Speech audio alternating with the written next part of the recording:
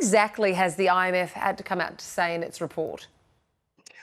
It said more or less what every economist in Australia wants to say, and something, to be fair, the IMF has said before. It said we can tax better, we can spend better, we can regulate better.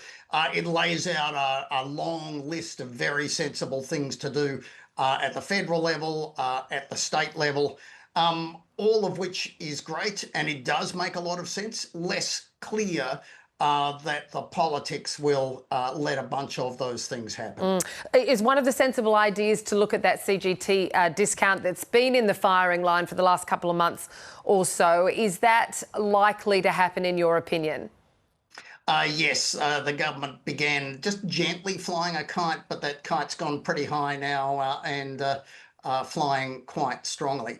And it is something that needs to be done. The current system is brilliantly simple, but it's too generous. It doesn't take a good account of how much inflation there's been, doesn't take account of how long you've been earning that money, that capital gain over, those sorts of things. There are better ways to do it.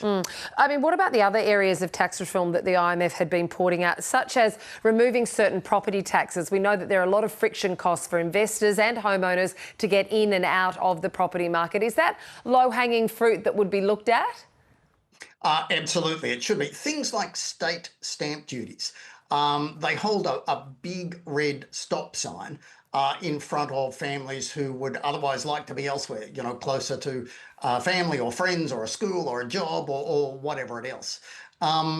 So doing better on that front makes a lot of sense.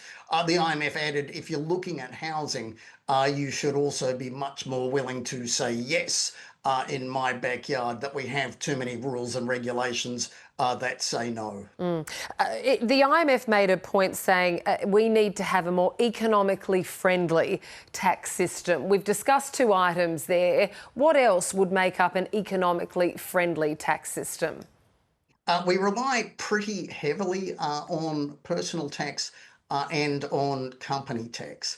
And both of those things you can think of as having a tax on having a go. All right? And Australia should do better at raising money from taxes that do less damage to the economy and wind back the extent to which we rely on both personal tax and company tax. The IMF was pretty scathing, or sent a stark warning about the debt that the states and the territories are racking up. Do they have a problem with spending?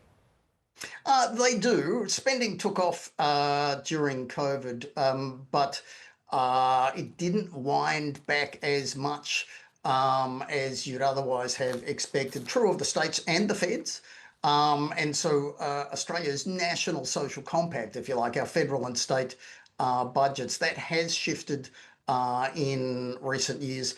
Fascinating work just out from Westpac looking at that change.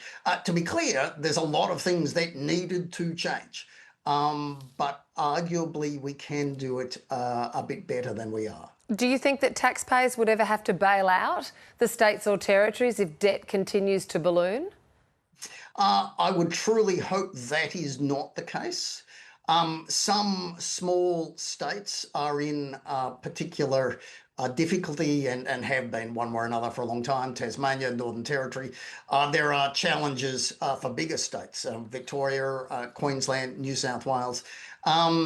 I don't think we are near the point at which a bailout would be necessary, but a stitch in time, having a look at how we do things in our federation would be a smart move. Just rounding out, Chris, on your overall summary of this report, we know that the Treasurer thought he looked for the positives. He said it was a good report and the government's doing a good job of the economic management of the country. What are your thoughts? Is it a good report?